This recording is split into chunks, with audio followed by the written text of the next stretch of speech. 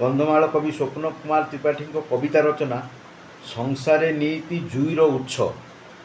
ଏ ମଣିଷ ନୀତି ନିଏ ହେ ଶରଣ, ତୁମେ ପାଦେ ଚାପିଦେଲ କେତେ ଅସହାୟ ଅଗ୍ନି ସ୍ତୂପରେ, ବନ୍ଧୁ କେଉଁ ସୁଖ ଭୋଗ କଲ।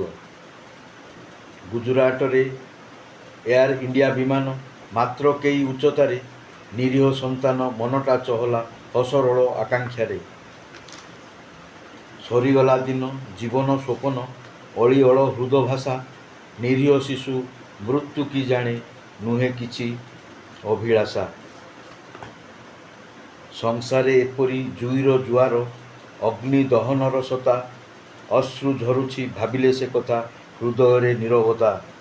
ବାସ୍ତବ ଦୁନିଆ ଶିଶୁ କି ଜାଣେ, ସରିଯାଏ ତା ଆୟୁଷ, ଅଲଗା ଦୁନିଆ ଅନ୍ଧାର ଘର, ମୋ ବନ୍ଧୁ କଲ ନିରାଶ।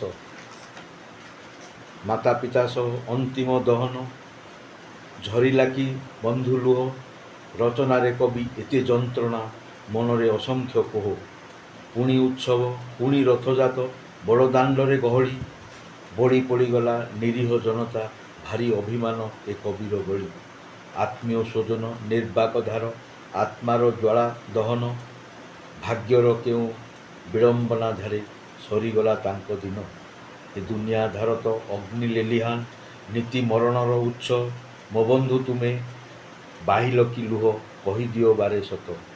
ନା ଅଣସର ଘରେ ଦେହର ଜ୍ୱଳନ ଭୋଗୁଅଛ, ସନ୍ତାପ ଦୁଃଖ ସାଗରରେ ଏ ଦୁନିଆ ଭାସେ, ତୁମେ ହେଲ ବନ୍ଧୁ ନିରାଶ। ଧନ୍ୟବାଦ।